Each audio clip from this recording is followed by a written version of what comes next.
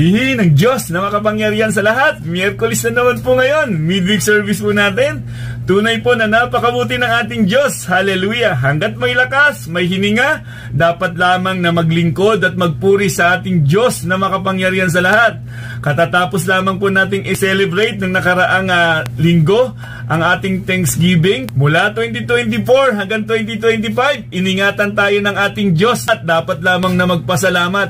At narinig pa natin nung nakaraang Sunday ang mga patotoo ng bawat kapatiran na nagdulot talaga sa atin ng kagalakan.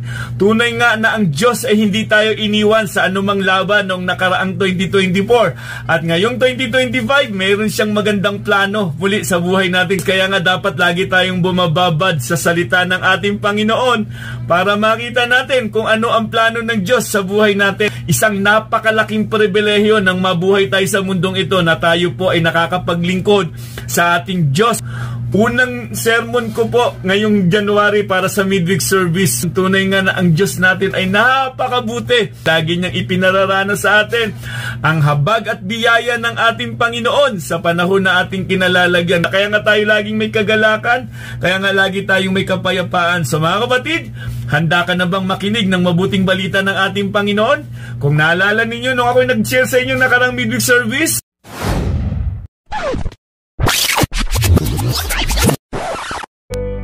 maraming mga tao ngayon talaga nga nakakaramdam ng pagkapagod.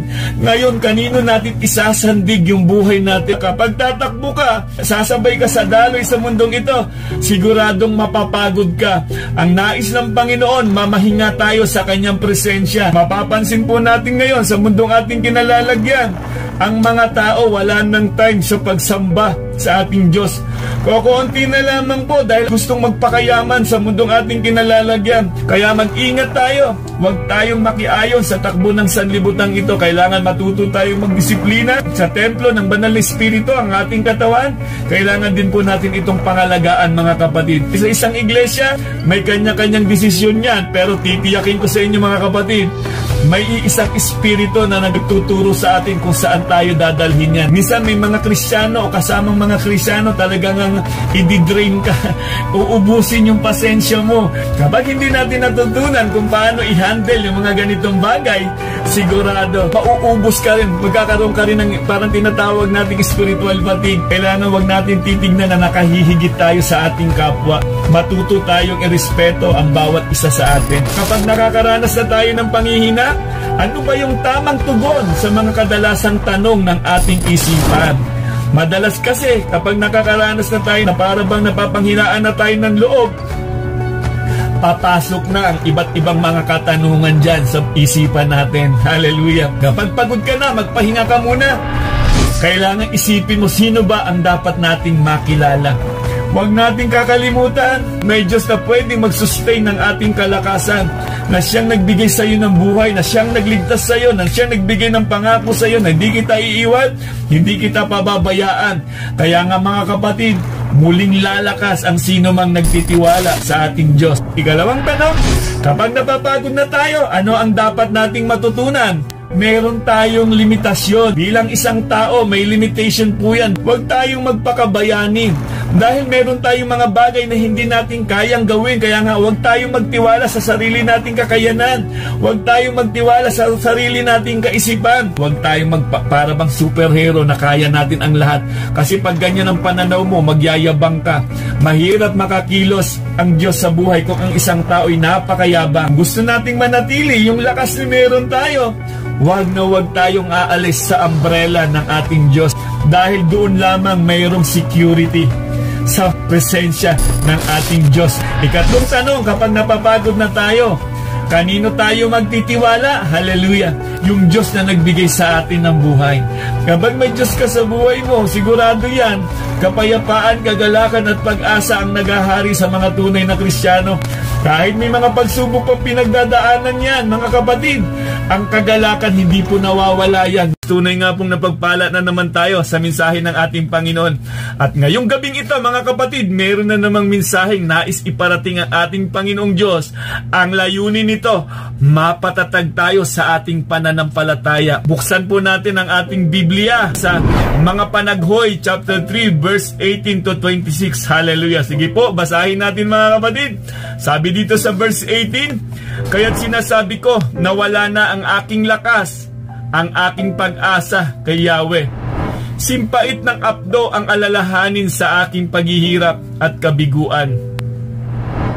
Lagi ko itong naaalala at ako'y labis na napipighati. Gayunmay nanunumbalik ang aking pag-asa kapag naaalala kong pag-ibig mo, Yahweh, ay hindi nagmamaliw, kahabagan mo'y walang kapantay. Ito ay laging sariwa bawat umaga, katapatan mo'y napakadakila. Si Yahweh ay akin, sa Kanya ako magtitiwala. Si Yahweh ay mabuti sa mga nananalig at umaasa sa Kanya. Kaya't pinakamainam ang buong tiyagang umasa sa ating kaligtasang si Yahweh ang may dala."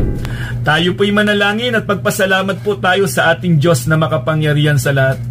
Dakilang Diyos, maraming salamat po muli sa isang napakagandang mensahe mo na nais niyo pong iparating sa amin. Salamat po sa mga salitang na aming nabasa, Panginoon Diyos, sa gabing ito. Dalangin po namin, Ama, ang pagkilos ng iyong banal na Espiritu sa bawat isa sa amin, mga kapatid ko na naroon sa kanilang mga tahanan. Dalangin ko, Panginoon, na kayo po ang mag-ingat sa kanila at magpala, Panginoon, sa mga mensahe po, Panginoon, na nais niyong iparating sa amin. Dalangin po namin, Panginoon, na ito po'y magbigay sa amin ng lakas, tapang upang patuloy na makapaglingkod sa inyo, Ama. Gamitin niyo po ako bilang daluyan ng inyong mensahe at kayo lagi, Panginoon, ang makita at maparangalan ng bawat isa sa amin, Ama. Salamat po sa isang napakalaking pribilehiyo na ako'y maging daluyan ng inyong mensahe, Panginoon. Itago niyo lamang po ako sa inyong likuran at kayo po ang makita, Ama. Salamat po, purihin ang dakilang pangalan mo sa pangalan ng aming Panginoong Jesus. Amen. Hallelujah. Tunay na napakabuti ng ating Diyos. Hallelujah. Tumingin ka man sa kaliwa o sa kanan, makikita mo kung gaano kadakila ang Diyos na makapangyarihan sa lahat. Nabasa po natin kanina, sulat po ito ni Jeremiah. Nagpapakita po ito ng tunay na pag-asa. Sa kabila ng kadiliman, mayroong liwanag. Tandaan po natin ito, mga kapatid. Sa sulat na ito, maiintindihan natin ang kalagayan ng bayan ng Juda na talaga nga namang sila ay naalipin sa Babylonian Empire. At sila nga po ay nagmistulang para bang wala na rin silang Diyos. Nasaan ang Diyos? Nasaan si Yahweh sa panahon na kanilang kinalalagyan? Pero makikita natin dito, si Yahweh ay tumawag ng isang propeta, si propeta Jeremiah, para ipaalala sa kanila ang kanilang kinalalagyan, kung bakit sila nasadlak sa napakatinding kahirapan dahil sa kanilang di pagsunod sa kalooban ng Diyos at sila ay sumamba sa mga Diyos-Diyosan. Merong tunay na Diyos ang mga Israelita, subalit dahil sa tindi ng kanilang pagsuway, pinabayaan sila at para bang iniwanan sila panandalian. Pero ito ang nakita natin kanina. Sabi nga doon, ang kahabagan ni Yahweh walang kapantay, laging sariwa ang pag-ibig ng Diyos. Kaya nga, mga kapatid, may pag-asa kung kay Jesucristo ka aasa. Kapatid, kanino mo isasandig ang buhay na meron ka ngayong nasa 2025 na tayo? Realization, habang binabasa po natin ang kwento o sulat ni Jeremiah sa Mga Panaghoy, panahon ng 2024, kumusta ang ating pinagdaanan? Hindi ba't nakaranas din tayo ng iba't ibang klaseng mga pagsubok? Pero ngayong 2025, nakita natin kamay ng Diyos ang nagtawid sa atin. Ito ang dapat na makita natin. Kahit sa panahon nila Jeremiah, nagmistulan silang mga bulag at hindi na nila nakita na dapat sila'y manumbalik at kilalanin si Yahweh bilang kanilang Panginoon at tagapagligtas ng kanilang buhay. So mga kapatid, ang background po ng ating nabasa tungkol sa distraction sa bayan ng Diyos na kung saan sila ay bihag ng Babylonian Empire. Hallelujah. Mahirap ang kanilang kalagayan sapagkat pakiramdam nila para bang wala ng Diyos, iniwan na sila ng Diyos. Kung babasahin natin ang Book of Jeremiah, ang sulat ni Jeremiah, mapapansin natin talaga yung hinaing ni Jeremiah. Kaya nga siya yung tinawag na the crying prophet. Siya yung pinakabatang propeta na tinawag ng Diyos para paalalahanan ang bayan ng Juda. Alam natin, napakahirap ng kanilang kalagayan. Kaya nga po, mga kapatid, kapag hindi tama ang pundasyon ng bawat isa sa atin, mararanasan talaga natin ang kahirapan. Gusto kong tignan natin realization ng bawat isa sa atin noong nakaraang 2024. gaano kadakila ang Diyos sa buhay mo. May mga pagsubok man tayong pinagdaanan, pero kamay pa rin ng Diyos ang nagtawid sa atin. At may mga pagsubok pa rin ngayong 2025, pero ang nais ng Diyos, bigyan Kanya ng pag-asa sa panahon na ating kinalalagyan. So mga kapatid, ano ang dapat nating alalahanin sa tuwing tayo ay parang nawawalan na ng pag-asa? Isang napakagandang katanungan na babaunin natin ngayong 2025 dahil nga po, yung pag-asang iyan, pilit na inaagaw yan ng kaaway sa atin. Gusto ng kaaway ni Satanas na mawalan tayo ng pag-asa. Sa isang taong walang pag-asa, siguradong mapapahamak yan. Dahil nga nawalan na sila ng pag-asa na tanging solusyon nila ay magpakamatay na lamang. Dahil ayaw na nila, hindi na nila nakita yung ganda ng buhay, yung disenyo ng buhay na hiningahan ka ng Diyos. At ang gusto ng Diyos, maluwalhati ang Diyos sa buhay natin. So mga kapatid, tandaan po natin ito. Unang-unang punto na dapat nating tatandaan, ang kahabagan ng Diyos ay walang kapantay. Hallelujah! Yan ang kahabagan ni Yahweh, walang kapantay. Nang makita ito ni Prophet Jeremiah, talagang ang nanumbalik muli sa kanya ang kasiglahan. Ang panawagan o salita ng Diyos patuloy po nating naririnig sa mga tunay na mga mananampalataya dyan. Huwag nating babaliwalain ang panawagan ng ating Panginoon. At kung sakali man, di mo pa kilala ang Panginoon, narinig mo ang panawagan ng Diyos na kailangan siyang kilalanin, tanggapin bilang Panginoon na tagapagligtas ng buhay mo upang magkaroon ng security ang buhay ng isang tao. Kailangan si Jesus sa buhay ng isang tao. Hallelujah! So ating alalahanin at isaisip kung gaano kalawak ang habag ng Diyos sa atin. Ito yung nakita ni Propeta Jeremiah. Balikan po natin. Sabi niya doon sa mga Panaghoy chapter 3 verse 20-22, lagi ko itong naalala at ako'y labis na napipighati. Hallelujah! Gayon may, nanunumbalik ang aking pag-asa kapag naaalala kong, hallelujah, pag-ibig mo Yahweh ay hindi nagmamaliw, kahabagan mo'y walang kapantay. Hallelujah! Yan ang nakita ni Propeta Jeremiah. Sa kabila ng kadiliman, mayroon siyang liwanag na nakita. Hallelujah! Yung pag-ibig ni Yahweh na kailanman ay hindi nagmamaliw. Sa buhay natin minsan, alam nyo po, kahit nilalamon na tayo ng tindi ng problema, pero darating sa isang tunay na Kristiyano, magkakaroon ng kaliwanagan yan. Ang tanging solusyon pala dito, si Kristo sa buhay na meron tayo. Meron po akong naalala isang kwento na isang tao na nakasurvive na lumubog ang isang barko at napunta siya sa isang island. Ang ginawa niya roon, dahil nga wala siyang makasama doon, siya lamang ang nag-iisa ang napunta sa isang island para makasurvive. Nagtayo siya ng parang simpleng kubo lamang kung saan doon siya maninirahan panandalian. Lumipas ang mga ilang araw, wala pa rin talagang rescue. Lumapit siya sa Panginoon at nanalangin siya sa Diyos. Hallelujah!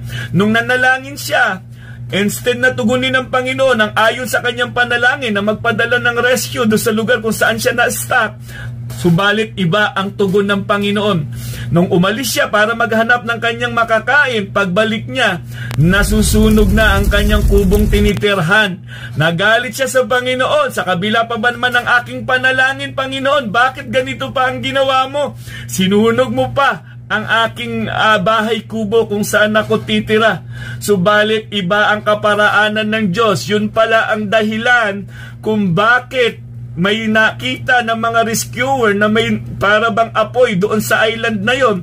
Doon nagkaroon ng kaligtasan. Naligtas siya na ang akala niya, pinabayaan na siya ng Panginoon dahil nga sa tindi ng kanyang nangyayari.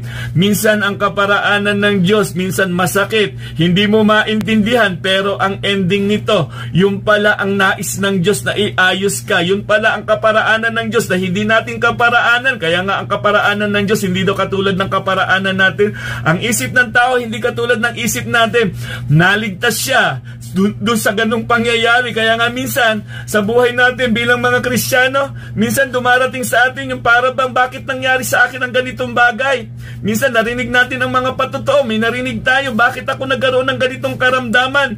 Ang karamdamang iyon pala ang magtutulak sa kanya o magbubukas sa kanya sa espiritual na kalagayan para makita niya ang Diyos kung gaano kadakila na mahal ka ng Diyos. Kaya nga sa kabila ng mga karamdamang ito, mahahayag ang Diyos para ipanumbalik ka muli at bigyan kanya ng magandang simula. Kasi kung magpapatuloy ka sa ganung kalagayan, hindi ka dyan panlupa. Maiiwan lang yan. Ang gusto ng Diyos, bigyan ka ng bagong simula. Panlangit, kapatid, ang dapat tahakin ng mga tunay na Kristiyano. Sa una parang mali, pero kapag paraanan ng Diyos, makikita mo, ikaw pala ang inaayos ng Diyos. Ang bawat isa sa atin inaayos ng Diyos. Tandaan mo lamang ito, hanggat humihinga, may lakas ka pa, may gusto ang Diyos na gawin sa buhay mo. Kaya nga, dapat lamang po natin isandig ang ating pag-asa sa ating Diyos na makapangyarihan sa lahat. So alalahanin natin na walang pwedeng pumantay sa habag ng Diyos sa atin. Anumang mga pagsubok, sigurado ako, nandyan ang pagpapala ng ating Panginoong Diyos. Kailangan lamang po nating maunawaan sa mga sitwasyong ito. Baka may gustong ituro ang Diyos sa buhay natin.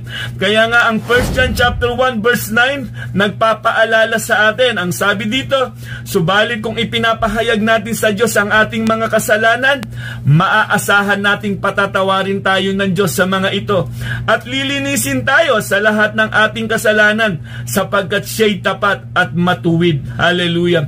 Yan ang kalagayan ng bayan ng Juda. Makasalanan na dapat sila, kailangan nilang magrepent, kailangan nilang magsisi at muling manumbalik sa ating Diyos na makapangyarihan sa lahat. Kung nauunawaan natin ang susi ng pagbabalik sa ating Panginoon, bakit hindi na tayo bumalik? At kung alam mong mahabagin ang ating Diyos na makapangyarihan sa lahat, bakit hindi tayo bumalik at ayusin na ang ating buhay?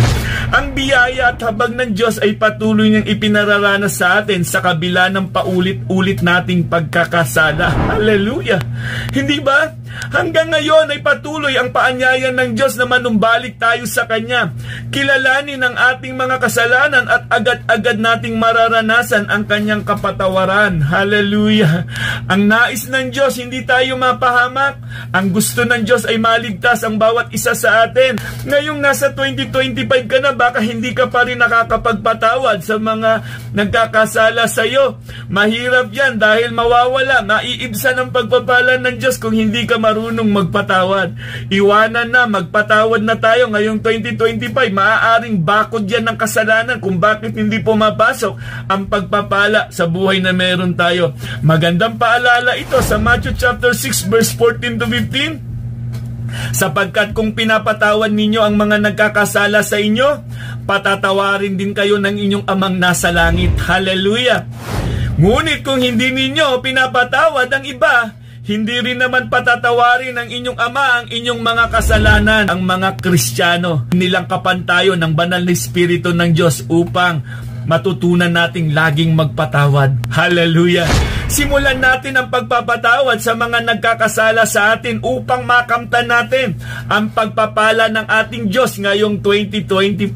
Hallelujah!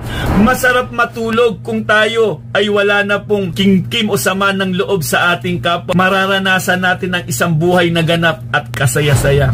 Kung sakali man na pakiramdam natin ay parang ang layo-layo na natin sa Diyos, manumbalik lamang tayo at magpakumbaba at makakaasa tayo sa Kanyang kapatawaran. Ngayong 2025, dapat nating tatandaan, ang kahabagan ng Diyos ay walang kapantay. Pangalawa po, ang katapatan ng Diyos ay napakadakila. Mananatiling tapat ang Diyos kahit hindi tayo magtapat.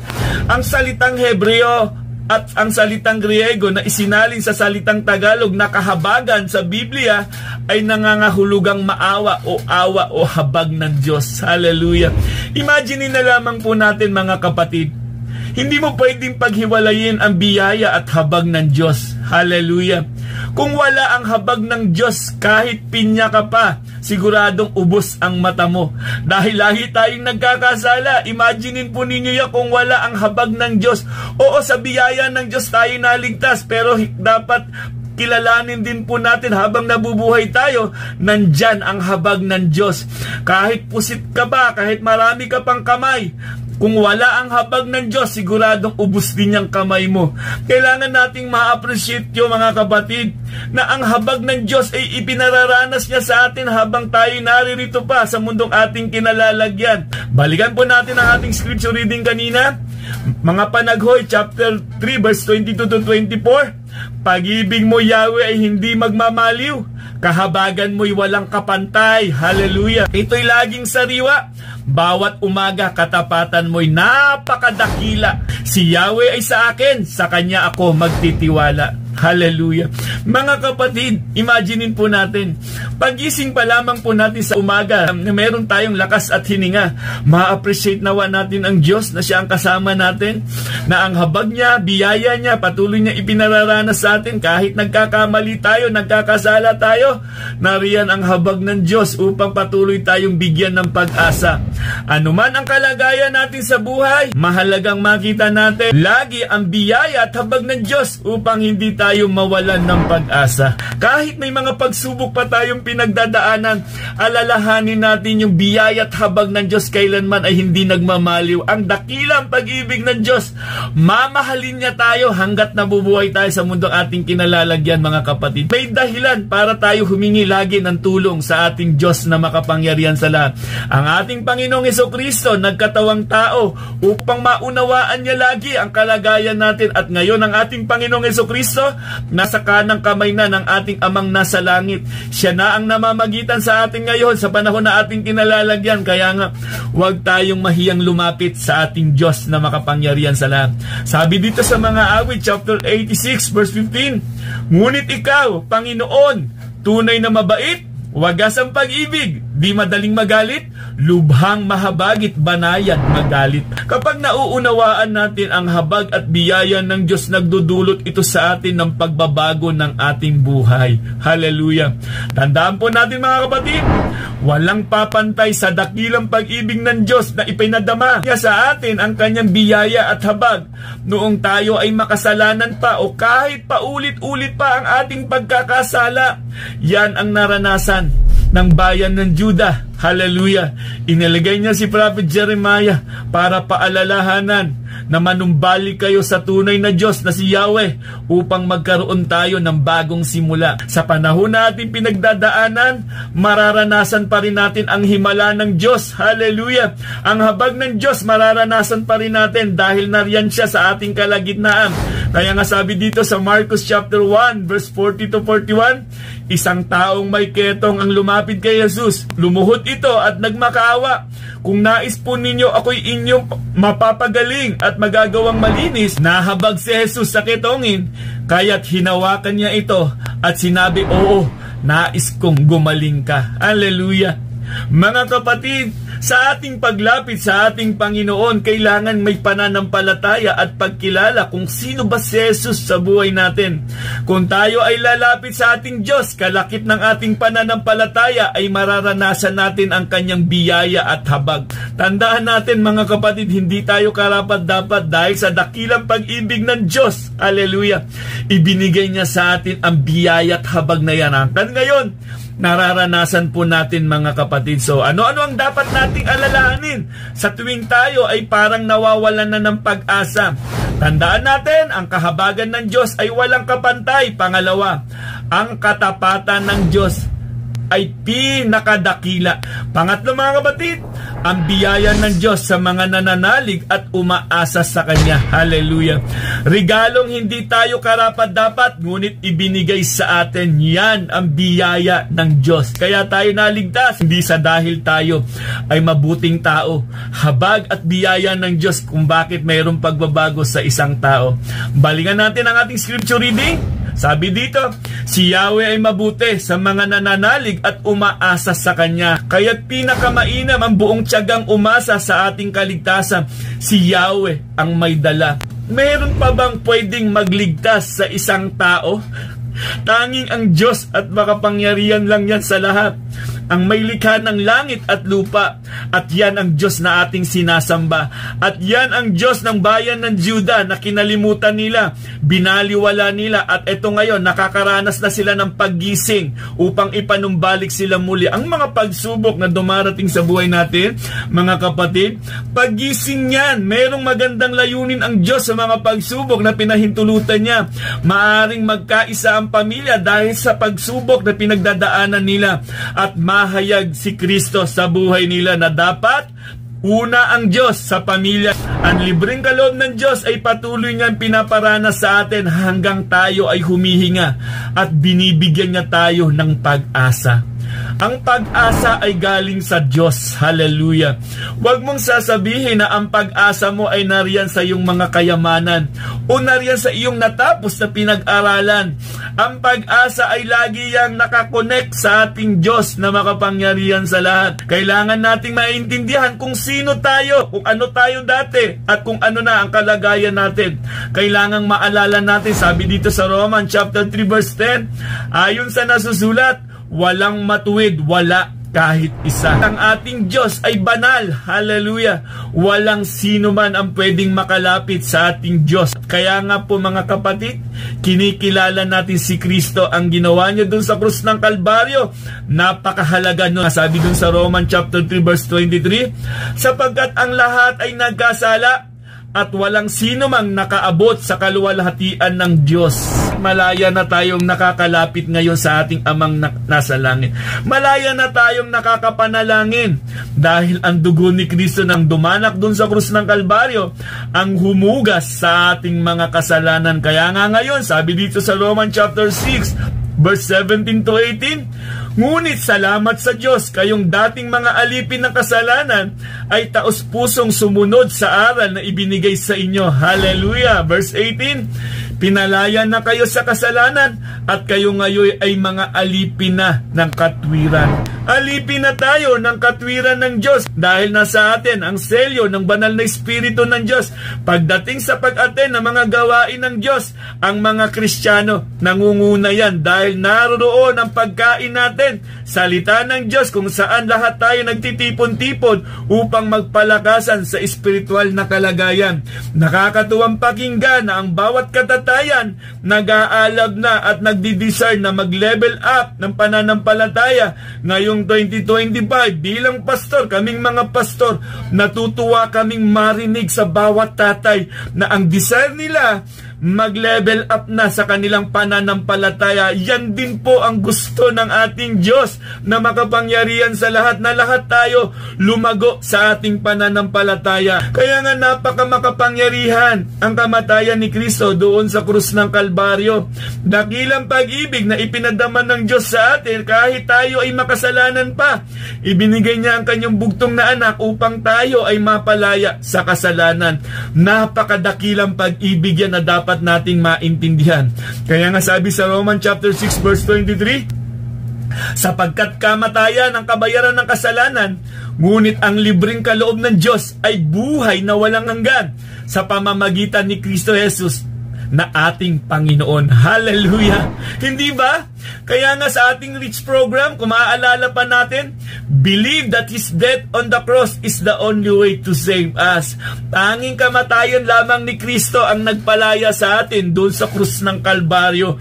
Yan ang na-appreciate natin. Yan ang pinakamatibay na doktrina ng mga tunay na Kristiyano. Si Kristo lamang ang gumawa ng kaligtasan natin, kaya nga siya ang daan at ang katotohanan. Walang makaparoroon sa Ama, sabi ni Kristo, kundi sa pamamagitan ko. Hallelujah! Si Kristo ay tunay na Diyos, 100% God, 100% human, para maunawaan niya ang ating mga pinagdaanan. At upang hindi tayo magyabang, magmataas, at sabihin natin kung bakit ako naging mabuti dahil sinikap kong maging mabuti. Mga kapatid, kung bakit tayo gumagawa ng mabuti, dahil yan sa biyaya ng ating Panginoong Hesukristo. Maliwanag ang salita ng Diyos na kaya hindi tayo pwedeng madaya. Ephesians chapter 2 verse 8 to 9, sapagkat dahil sa kagandahang loob ng Diyos kayo ay naligtas sa pamamagitan ng pananampalataya, at ang kaligtasan ito ay kaloob ng Diyos at hindi sa pamamagitan ng inyong sarili. Hallelujah! Verse 9 po, hindi ito bunga ng inyong mga gawa, kaya't walang dapat ipagmalaki ang sino man. Hallelujah! Lahat ng meron tayo, lahat ng pagbabago sa buhay natin, meron ka mang change life, change character, good work, soul winning disciple, dahil yan sa biyaya at habag ng ating Diyos. May banal na espiritu na nagahari sa atin. Isang araw, dahil kay Kristo, papahiri niya ang luha sa ating mga mata. Hallelujah! Excited ka na ba dyan, kapatid? Excited na ba ang bawat isa? Kaya nga sa panahong ito, ngayong 2025, Ang sabi ng Panginoon, huwag daw tayong mapagod sa paglilingkod sa ating Panginoon dahil hindi niya nakakalimutan ang lahat ng ating pagsusumikap. Ang bawat hakbang natin sa kalooban ng Diyos ay siguradong tutumbasan niya ng Diyos pagdating ng takdang panahon. Tandaan po natin ito mga kapatid, sa buhay na meron tayo. Ito ang inaasahan natin, Revelation chapter 21 verse 4. At papahirin niya ang bawat luha sa kanilang mata. Wala nang kamatayan, dalamhati, pagtangis at paghihirap, sapagkat lumipas na ang dating mga bagay. Hallelujah! Naway mapabilang tayo sa ganitong kalagayan, mga kapatid. Oo, yung panahon nila Jeremiah, dahil nga alam natin, lumihis sila ng landas. Ngayong alam na natin at natutunan natin ang kwento ng sulat ni Prophet Jeremiah. Ngayon, panahon na para iayos natin ang ating paglalakbay sa mundong ating kinalalagyan. Kailangan kasama si Kristo sa buhay po natin, mga kapatid. Kapag narinig na natin ang panawagan mula sa Diyos, huwag nating patitigasin ang pusong ito. Kapag alam mo na, ito ang dapat na gawin pero hindi mo ginagawa. Mga kapatid, totoo ang labanan sa mundong ating kinalalagyan. Si Satanas, hahadlangan ka na umaten ang bawat gawain dahil ayaw ni Satanas na lumago ka sa pananampalataya. Hindi ka lalago sa pananampalataya kung magkukulong ka lang sa iyong tahanan at makikinig ka sa panawagan ng mundo. Delikado, kapatid, ang ganyang kalagayan. Sa panahon na ito, target ni Satan ang mga katatayan. Nakakatuwa po na ang bawat katatayan ay nagdi-desire na lumago sa pananampalataya. Bakit? Ang bawat tatay po kasi, mga kapatid, leader ng pamilya. Kung ang tatay mayroong matatag na pundasyon ng pananampalataya, susunod ang pamilya at susunod ang pagpapala. At ang Diyos ang bahala sa bawat pamilya. Bilang mga pastor, kami po talaga ay natutuwa nang marinig namin ang mga patutuon na nagdi-desire silang lumago sa pananampalataya. So mga kapatid, ang panawagan ng Diyos sa panahon na ating kinalalagyan, gaano man kabigat ang mga pagsubok, tandaan mong may liwanag dyan na sisigat sa mga pagsubok na para bang wala ng pag-asa. Si Kristo ay laging may pag-asang daladala sa mga tunay na Kristiyano. Kaya nga sabi niya, papahirin niya daw ang ating mga luha. Tayong mga tatay, patuloy na maglingkod sa ating Diyos. Kingsmen Fellowship, pahalagahan po natin. Ano man ang mga gawain sa simbahan, pahalagahan po natin. Nakakatuwa din po ang mga tatay kahit may karamdaman, kahit hirap ng lumakad, pero naroon yung desire na maglingkod sa Panginoon. Minsan, nagme-message kami sa Kingsmen Fellowship. Minsan, baka hindi man sila mag-heart o mag-like, pero nakakatuwa, pagdating na ng oras, takdang oras, nariyan na sila para makinig ng salita ng Diyos. Sasamahan po ng mga katatayan, wala pong ibang bida dito kundi ang mensahe ng Diyos na ipinararating niya sa bawat katatayan. At salamat, nagrerema sa aming mga puso, Panginoon, ang iyong mga salita. Sa panahon ng mga pagsubok, sapat ang salita ni Kristo na itanim sa aming mga puso na harapin namin na may pag-asa. Dahil si Jesus ang nangako, hindi kita iiwan, hindi kita pababayaan. Mahalaga po ang tatay sa iglesia o sa ating pamilya na mayroong pundasyon ni Kristo.